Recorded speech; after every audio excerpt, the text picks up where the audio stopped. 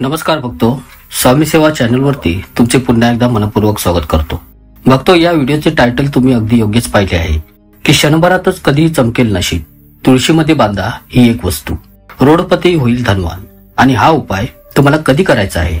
हा उपाय तुम्हाला प्रबोधिनी म्हणजे देव उठणी एकादशीला करायचा आहे, म्हणजेच की बार्शी दिवशी. या तर मग या व्हिडिओला ध्यान देऊन ऐकूयात. तर पहा भक्तो, कार्तिक महिन्याच्या शुक्ल पक्षातील एकादशीलाच देव उठणी एकादशी म्हणजेच प्रबोधिनी एकादशीच्या नावाने ओळखले जाते.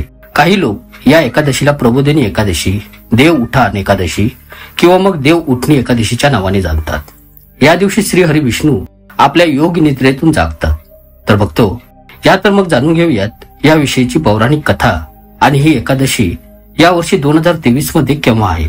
तर पहा, यावर्षी ही एकादशी 23 नोव्हेंबर 2023 शुक्रवारी आहे आणि या दिवसापासून जगत कल्याणाचे पालनहार श्री हरी विष्णू नारायण पूर्ण चराचर सृष्टीचा कार्यभार सांभाळण्याचे काम आपल्या हातात घेतात.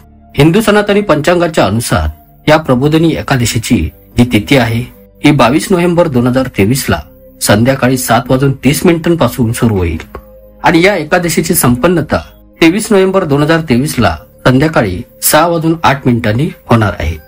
या तर मग सर्वात प्रथम मी तुम्हा भक्तगण दर्शकांना या व्हिडिओमध्ये हे सांगू इच्छितोय की ही प्रबोधिनी म्हणजे देव उठणी एकादशी का साजरी केली जाते. याच्या 3 कथा मी तुम्हाला सांगणार आहे आणि मग यानंतर मी तुम्हाला हे सांगणार आहे की या एकादशीच्या दिवशी आपणास काय केले पाहिजे, ज्याने आपली आध्यात्मिक उन्नती होईल, आपल्या जीवनात धनसंपत्तीची बरकत होईल, सुख समृद्धीत वाढ होत जाईल.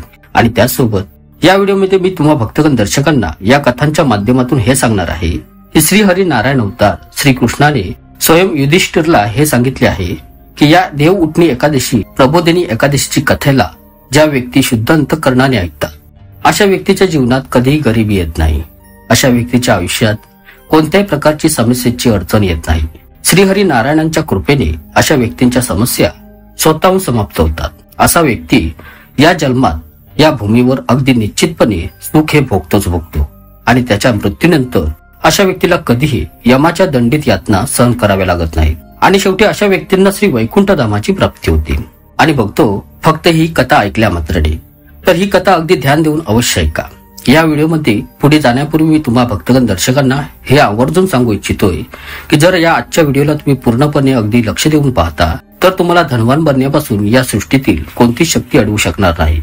या तर मग वळूयात आपल्या पहिल्या कथेकडे. तर एका राजाच्या राज्यामध्ये सर्व लोक एकादशीचे व्रत ठेवायचे. त्या राजाची प्रजा तसेच नोकर व चाकरांपासून ते काही पाळीव पशूंपर्यंत एकादशीच्या दिवशी अन्न ग्रहण करायचे नाही. आणि अशातच एक दिवशी कोणत्या दुसऱ्या राज्यातील एक व्यक्ती त्या राजाजवळ येऊन बोलला, महाराज, कृपा करून मला तुमच्याकडे तुमच्या सेवेत नोकरीसाठी ठेवावे. तेव्हा राजाने त्या व्यक्तीसमोर एक अट ठेवली, ठीक आहे, मी तुला माझ्या दरबारात नोकरीस ठेवेन, परंतु जेथे की रोज तुला खाण्यासाठी सर्व काही मिळेल, पण एकादशीला तुला खाण्यासाठी अन्न मिळणार नाही. त्या व्यक्तीने त्यावेळी होकार दिला. परंतु एकादशीच्या दिवशी जेव्हा त्याला खाण्यासाठी फळ आहाराचे सामान दिले तेव्हा तो व्यक्ती राजासमोर जाऊन बडबडू लागला की महाराज, याने माझे पोट भरणार नाही, मी भुकेने व्याकुळ झालेलो आहे, नाहीतर मी मरून जाईल, मला भूक सहन होत नाही, मला खाण्यासाठी अन्न द्यावे. राजाने त्यास त्यावेळेच्या घातलेल्या अटीची आठवण करून दिली, पण तो व्यक्ती अन्न सोडण्यासाठी मानतच नव्हता. तेव्हा राजाने त्याला पीठ, डाळ, तांदूळ इत्यादी वगैरे सामान दिले. तो नियमितप्रमाणे नदीवर पोहोचला आणि तिथे आंघोळ वगैरे करून जेवण बनवू लागला. जेव्हा जेवण बनवून झाले तेव्हा तो देवतेला बोलवू लागला की हे परमेश्वरा, तुम्ही यावे, जेवण तयार आहे. त्याच्या बोलण्याने शेले पितांबर धारण केलेले भगवंत चतुर्भुज रूपात तिथे आले आणि अगदी प्रेमाभावाने त्या व्यक्तीसोबत जेवण जेवू लागले. जेवण वगैरे करून झाल्यानंतर भगवंत अंतर्ध्यान झाले. नंतर तो व्यक्ती आपल्या कामावर निघून गेला. 15 दिवसांच्या नंतर पुढील एकादशीला तो राजाला हे बोलू लागला, महाराज, मला दुप्पट सामान द्यावे, त्या दिवशी तर मी उपाशीच राहिलो. राजाने कारण विचारले तर त्याने ते सांगितले, माझ्यासोबत भगवंतही जेवण जेवतो आणि त्यामुळे आम्हा दोघांसाठी तुम्ही दिलेले हे सामान पुरेसे होत नाही. हे ऐकून राजाला खूपच मोठे आश्चर्य वाटू लागले आणि राजा बोलला, मी हे मानूच शकत नाही की स्वयं भगवंत तुझ्यासोबत जेवण जेवतात. मी तर स्वतः एवढी व्रते, उपवास करतो, पूजापाठ करतो, परंतु भगवंताने मला तर कधी अजून दर्शन दिलेले नाहीये.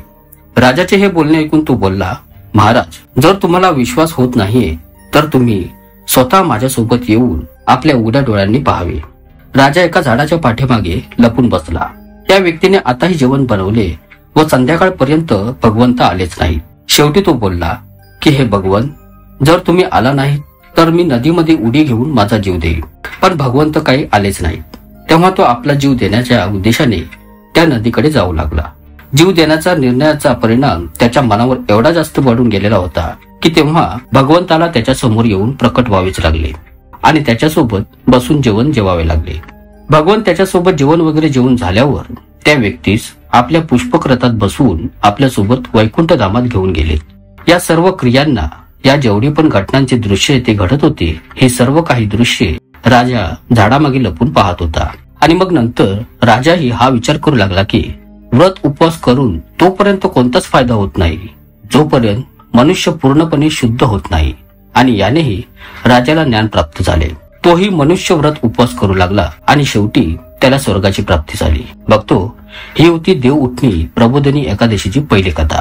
या तर मग वेळ न घालवता आता दुसरी कथा पाहूयात. जर तुम्ही या तिन्ही कथांना अगदी ध्यानपूर्वक ऐकाल तर मी निश्चितपणे सांगतोय की तुम्हाला जीवनात कधी धनाची कमतरता भासणार नाही.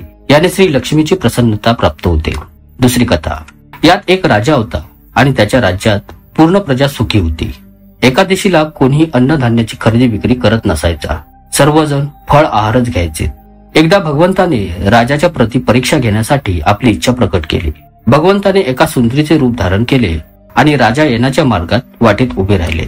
तेव्हा तेथून राजा विचरण करत होता आणि त्या सुंदरीला पाहून चकित राहिला. तिला राजाने विचारले की हे सुंदरी, तू कोण आहेस आणि येथे रस्त्यात एकटी काय करत आहेस? तेव्हा सुंदरी बोलली, मी निराश्रित आहे. या नगरात कोणीही माझ्या ओळखीचे नाहीये आणि मी अशा वेळी कोणापाशी मदत मागू? राजा तिच्या रूपावर मोहित झालेला होता. तो बोलला, तू माझ्या महालात चल आणि माझी राणी बनून राहा. त्यावर सुंदरी बोलली, मी तुझे म्हणणे ऐकेन, पण तुला तुझ्या राज्याचा कारभाराचा अधिकार मला द्यावा लागेल आणि तुझ्या राज्यावर माझा पूर्णपणे अधिकार राहील. मी जे पण बनवेन तेच तुला खावे लागेल. राजा तिच्या रूपावर मोहित झालेला होता आणि तिच्या सर्व अटींना राजाने मान्य केले. दुसऱ्या दिवशी एकादशी होती. राणीने आदेश काढला की या एकादशी दिवशी बाजारामध्ये अन्नधान्याची विक्री केली जावी. राजाच्या स्वयंपाक घरामध्ये मांस मच्छी सजवले जावे आणि जेवणही वाढण्यास सांगितले. राजाला जेव्हा असे जेवण जेवण्यास सांगितले तेव्हा हे जेवण पाहून राजा राणीला बोलला, राणी, आज एकादशी आहे. मी तर फक्त फळ आहारच घेईन. तेव्हा राणीने त्या राजाला आपल्या अटीची आठवण करून दिली आणि राजाला बोलली, एकतर हे जेवण तुम्ही खावे, नाहीतर मी तुझ्या मोठ्या राजकुमाराचा शिरच्छेद करेन. आता राजाने आपली ही स्थिती मोठ्या राणीला सांगितली. तेव्हा मोठी राणी बोलली, महाराज, धर्म सोडू नका. राजकुमाराचा शिरच्छेद झाला तरी बेहत्तर. पुत्रप्राप्ती तर परत होईलच, पण एकदा धर्म बुडाला तर पुन्हा प्राप्त होणार नाही. बघतो, कथेला ध्यान देऊन ऐकत राहा. याच दरम्यान मोठा राजकुमार खेळून आला. आपल्या मातेच्या डोळ्यात अश्रूंना पाहून तो रडण्याचे कारण विचारू लागला. त्यावर तिच्या मातेने मोठ्या राणीने सर्व सत्य वस्तुस्थिती त्यास सांगितली. त्यावर राजकुमार बोलला, मी माझा शिरच्छेद करण्यास तयार आहे. माझ्या पिताश्रींच्या धर्माची रक्षा अवश्यच होईल. राजा खूपच मोठ्या दुःखी मनाने राजकुमाराचा शिरच्छेद देण्यासाठी तयार झाला आणि तेव्हा राणीच्या रूपातील श्री हरी विष्णू आपल्या खऱ्या अवतारात प्रकट झाले आणि राजाला बोलले, हे राजन, तू या कठीण परीक्षेमध्ये पास झालेला आहे. आणि श्री हरी प्रसन्न होऊन राजाला मनोवांछित वरदान मागण्यास सांगितले. त्यावर राजा बोलला की हे नाथ, तुम्हीही दिलेले सर्व काही आहे, आमचा बस उद्धार करा. त्याचवेळी तेथे एक पुष्पक यान प्रकट झाले. त्याचवेळी राजाने आपला सर्व राज्यकारभार राज्यासकट आपल्या मुलाच्या हातात सोपवला आणि तो श्रीहरी विष्णूंच्या यानात बसून भगवंताच्या सोबत परमधाम वैकुंठात निघून गेला. बघतो, असे बोलले जाते की या कथेला कोणीही व्यक्ती जर शुद्ध अंतःकरणापासून मन लावून ऐकेल तर अशा व्यक्तींना सध्याच्या वर्तमान जीवनातील सर्व पडत असलेल्या कष्टांपासून मुक्ती मिळते व मरणोत्तर अशा व्यक्तींना यमाच्या यातनाही सहन कराव्या लागत नाहीत. यात्रा मग बघतो, आता तिसऱ्या कथेकडे वळूया, जी की तुळशीच्या विवाहाशी संबंधित जोडलेली आहे. बघतो, या कथेला अर्धवट सोडू नका, अन्यथा प्राप्त होणाऱ्या लाभांपासून तुम्ही वंचित राहा. तर शिव महापुराणाच्या अनुसार पौराणिक काळात दैत्यांचा राजा दम होता. तो श्रीहरी विष्णूंचा खूपच मोठा भक्त होता. बऱ्याच वर्षांपर्यंत त्याच्या दरबारी संतान प्राप्ती झाली नसल्याच्या कारणामुळे त्याने म्हणजेच राजा दमने शुक्राचार्यांना आपला गुरु बनवून त्यांच्याकडून श्रीहरी विष्णूंची मंत्रे प्राप्त केली. ही मंत्रे प्राप्त केल्यानंतर त्याने पुष्कर सरोवरामध्ये घनघोर तपस्या केली. श्रीहरी विष्णू त्याच्या तपस्येने प्रसन्न झाले आणि त्यांनी दम राजाला संतान प्राप्तीचे वरदान दिले. श्रीहरी विष्णूंच्या वरदान प्राप्तीमुळे राजा दमच्या येथे एक पुत्राचा जन्म झाला. या पुत्राचे नाव संघचूर्ण ठेवले गेले. मोठं वाढल्यानंतर संघचूर्णाने श्री ब्रह्माजींची घोर तपश्चर्या केली. त्याच्या तपश्चर्येला प्रसन्न होऊन ब्रह्मदेवाने संघचूर्णाला वरदान मागण्यास सांगितले. तेव्हा संघचूर्णाने हे वरदान मागितले की तो सदा काळासाठी सदैव अजरामर राहावा आणि कोणीही देवी देवता त्यास मारू शकणार नाही. ब्रह्मदेवाने त्याला हे वरदान दिले आणि त्यास सांगितले, तू बद्रीवनात जाऊन धर्मध्वजाची पुत्री तुळशी तिच्या सोबत विवाह करावा. भक्तो, कथेला ध्यान देऊन ऐकत राहा. या कथेच्या श्रवण मात्राने व्यक्तीचा अकाल मृत्यू टळून जातो. या कथेच्या ऐकल्या मात्राने त्या व्यक्तीच्या वाईट वेळा संपून जातात.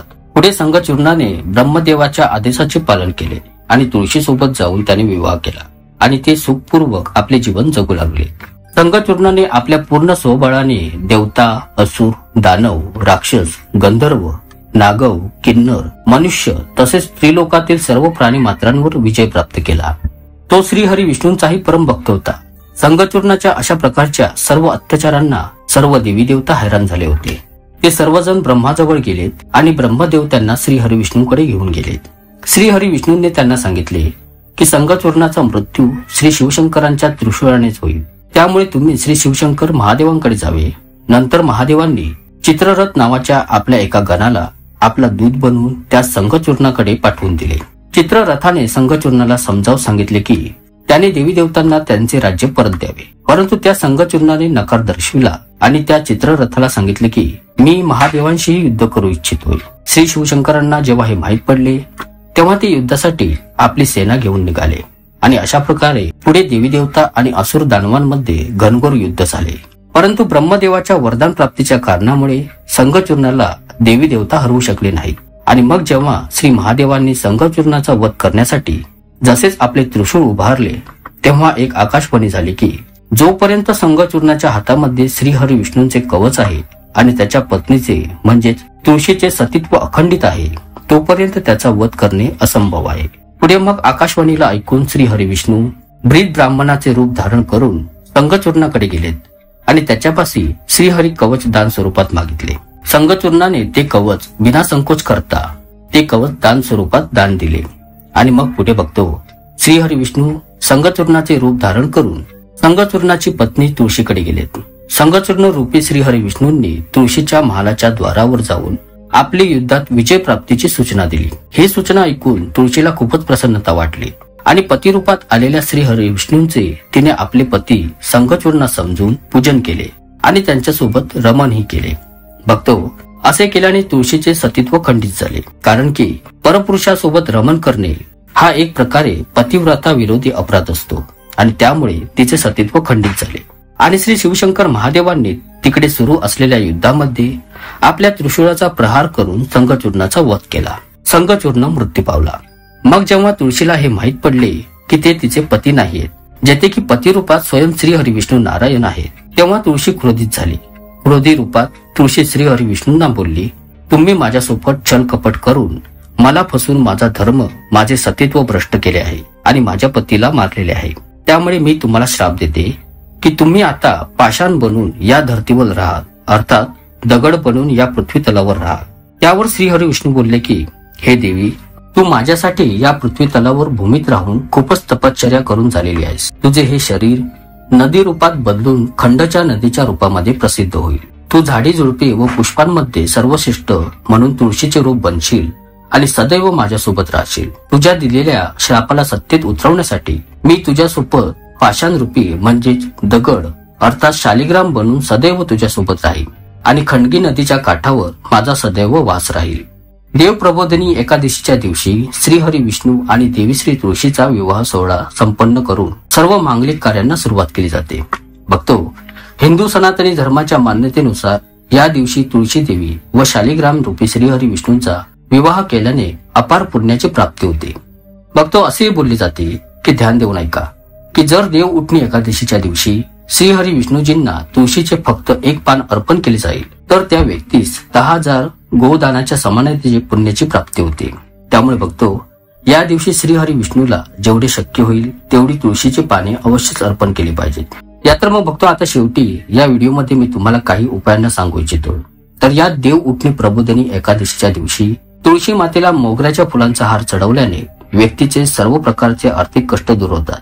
जी लोक बऱ्याच कालावधीपासून कित्येक प्रकारच्या आर्थिक कष्टाने परेशान व हैराण झालेले आहेत, तर मग अशा लोकांनी फक्त एकादशी दिवशी, त्या देवउठणी प्रबोधिनी एकादशीच्या दिवशी, कोणी व्यक्ती शुद्ध अंतःकरणापासून तुळशी देवीला केवळ मोगऱ्याच्या फुलांना किंवा मग या फुलांचा हार बनवून श्री तुळशी मातेला समर्पित करते, तर अशा व्यक्तीचे जन्मधर्मांतरीचे सर्व आर्थिक कष्ट दूर होतात. परेशानींच्या कधीही आर्थिक तंगी व कमतरता होत नाही. तसेच बघतो हेही बोलले जाते, या दिवशी गुलाबाच्या फुलांचा हार बनवून, माळ बनवून जर तुळशी मातेला समर्पित केला जाईल तर शारीरिक आणि मानसिक हे दोन्ही एक प्रकारचे कष्ट आहेत. असे कष्टदायी त्रास, पीडा पूर्णपणे दूर होतात. फक्त तुळशीच्या मुळात कच्चे दूध अर्पण केल्याने सर्व प्रकारच्या मनोवांछित इच्छांची पूर्तता होते. जर कोणतीही तुमची अर्धवट राहिलेली मनोवांछित इच्छा असेल तर तिच्या पूर्ततेसाठी आजच्या दिवशी, या देवउठणी प्रबोधिनी एकादशीच्या दिवशी तुळशीच्या मुळाचे कच्चे दूध अवश्य घाला. सर्व प्रकारच्या इच्छा पूर्ण होतील. बघतो अत्यंत महत्वाचे, या दिवशी न विसरता श्रीहरी विष्णूंना तुळशीच्या पानांची माळ बनवून अवश्य घाला. तुमच्या सर्व प्रकारच्या संकटांची, समस्यांची आणि त्रास, दुःख, रोग व आजार पीडांची समाप्ती होईल. जीवनात सुख समृद्धीची प्राप्ती होऊन तुमच्या घर, कुटुंब, परिवारात धनसंपत्तीची बरकत होईल. पण लक्षात ठेवा, या दिवशी तुळशीची पाने तोडू नयेत. त्यामुळे एक दिवस अगोदर यांना तोडून तुम्ही तांब्याच्या पाण्यात ठेवू शकता. तर आशा करतो तुम्हाला ही माहिती नक्कीच आवडली असेल. ब्रह्मांड नायक तूच एक समर्थ. जय जय श्री स्वामी समर्थ. धन्यवाद.